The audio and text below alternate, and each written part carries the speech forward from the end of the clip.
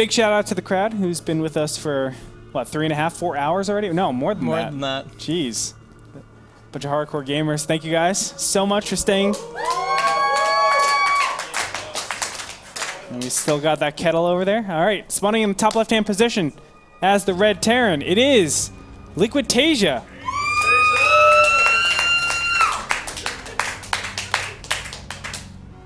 And in the bottom right-hand position, we have the blue Terran, Axiom's Heart.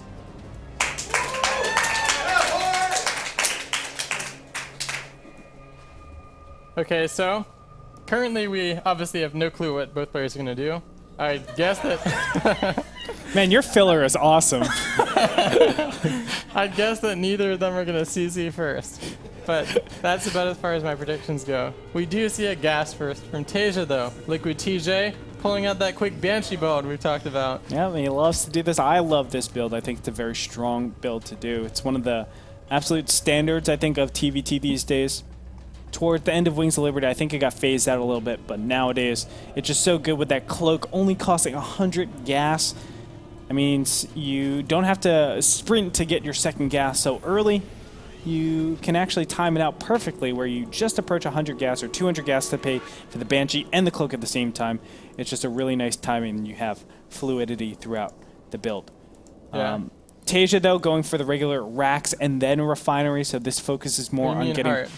Excuse me, you're right. Yeah. Heart going for racks and then refinery, focusing more on getting his income, his minerals, rather than getting very quick tech. And, I mean, this is classic.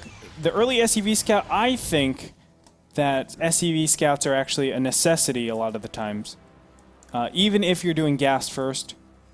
And this is actually going to be interesting to see what Hart wants to do. Because he's basically scouted the Cloak Banshee build at this point. Yeah. That SCV, when it goes in there and sees the factory, you're almost never going to see anything besides Cloak Banshee. You can occasionally see like a medevac drop Hellions, but I think knowing Taeja, he's going to do Cloak Banshee. I think there was at one point when I was studying his TVT actually, where he went Cloak Banshee, something like 13 or 14 TVTs in a row. And this is the build he likes to do. It's the build I think he's going to pull out here. He might be a little bit predictable at times. We'll see if he does that over here, as he's already looking like he wants to do that. Tech Lab going down, Starport going up. And what do we have on the other side? Hart has gotten his second gas. He's probably going to get a Starport for himself. Now, is he going to get a Banshee for himself, or does he start out with a Raven? That's the big question. If he starts out with the Banshee, he has to realize his Banshee tech will be slightly behind. Mm-hmm. Now, that leaves room for Taeja to go a Raven directly after his first Banshee. That means the Raven will be finished by the time Hart makes it all the way over there. I think the majority of the time, it's much better to put out a Raven and then Vikings, or a Raven and then Banshees, rather than going for the Banshee first. I think we'll see an anti-Cloak Banshee build coming out of Hart here. Usually, if your Cloak Banshees would be behind your opponents like this, you're not going to do it. I think if Hart was going to go for Cloak Banshee, he would have done the gas first like we saw Taeja do. That's right. I think because of his build, he's definitely going to do an anti-Cloak Banshee find build. out. And it is Cloak and Banshee. Okay, so that's we don't know what we're talking about, apparently. I mean, maybe he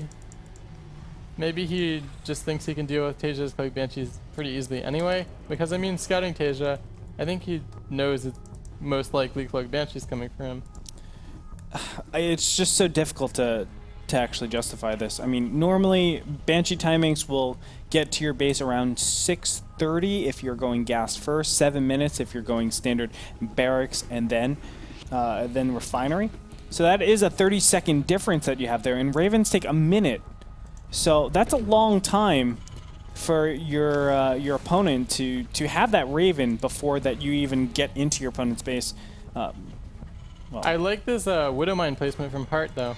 Maybe if he gets lucky, that can work out, because you're not expecting a mine to be placed there. It's true. Cloak is almost finished, though, and he can actually dodge out of that pretty easily. But if he doesn't notice it... And it looks like... Oh, Insta-Cloak. Wow, that was pretty cool. Scan goes down. Wow, that was a pretty nice scan, I have to say. He got a lot of damage on that Banshee with non-student Marines.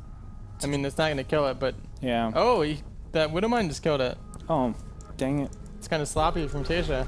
I really didn't think he was going to lose that. Hart is going to do some of his own Banshee harass. Did he see the factory building tanks with that Banshee? Perhaps. I think he does now. I'm if not he didn't. sure. Once he sees this, he should Oh, know. missile turret is in position to maybe kill the Banshee. No.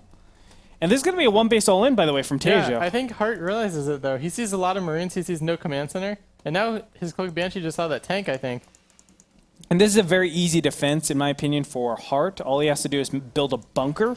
And he has his own tanks. And So make your own tanks, build a that helps bunker, too. and get a Viking. Yeah. And just go Marine, Siege Tank, Viking the whole game after this. I think Hart is in an incredible position right now. I do too. I think if he, I don't know how he can lose this if he plays well, because having siege tanks is what you need to shut down your opponent's Yes. siege tank Marine push.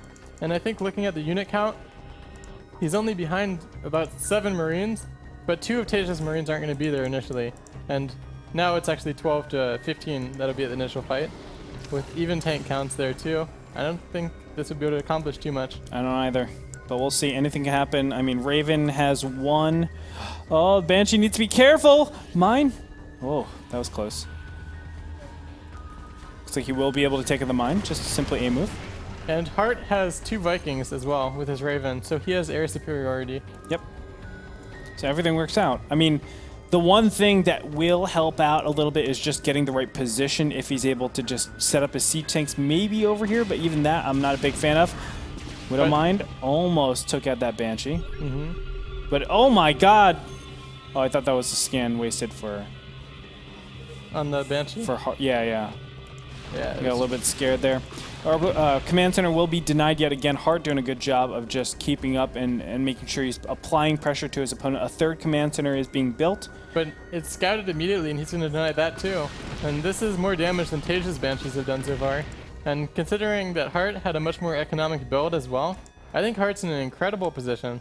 I do too. Banshee will be taken out. Let's check the income tab. 38 harvesters to 27, 28 now. A 10 harvester difference.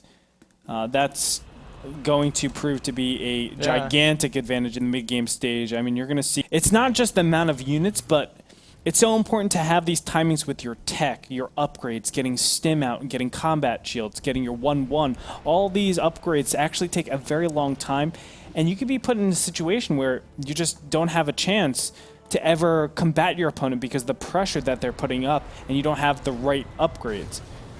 And not having the stim, not having the combat shields, all that gas that you need is pretty rough at times. Now, there is a double seeker missile attack that you can do with the Raven now. And oh, Hart getting out of position, losing a tank needlessly. And now losing a lot of Marines, holy moly. PDD will be thrown down by both of these players.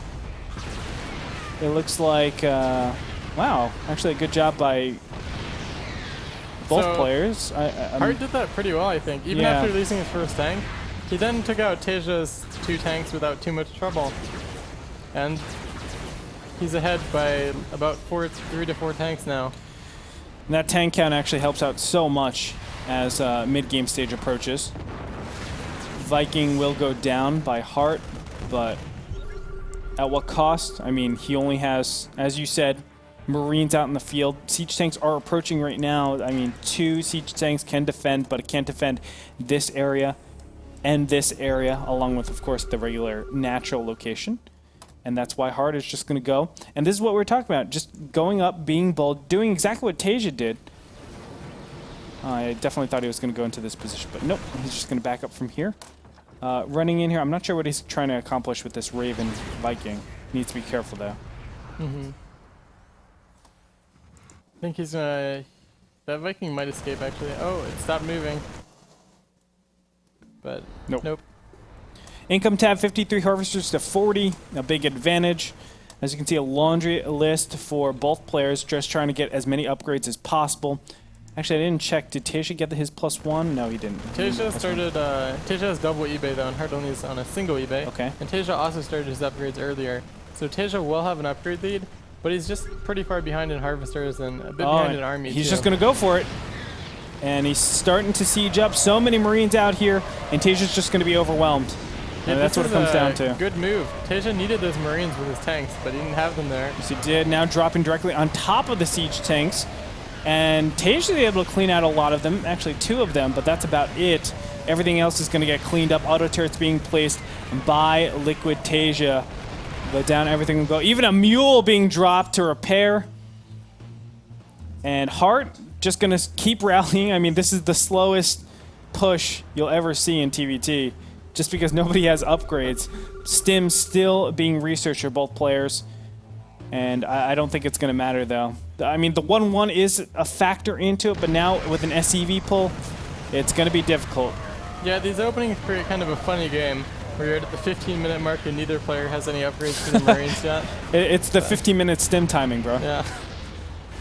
You just got to get with it. No, just kidding, of course. But Taeja, he's in a tough spot. That siege tank is in range of his ramp now, and so any units that walk down the ramp are going to get shot by it. And he can just continue to slowly push forward from here. That's what he does.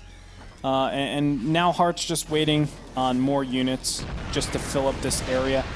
Marines are going to get gunned down, and this is all just wasted production right now. Combat Shields isn't researched, though, for Heart yet, and still hasn't started. But we're going to see a big push coming out from Taeja pretty soon here as he's ready. And there it is, the big stim. But is it too much stuff from Heart? Heart hasn't stimmed. There it is, finally.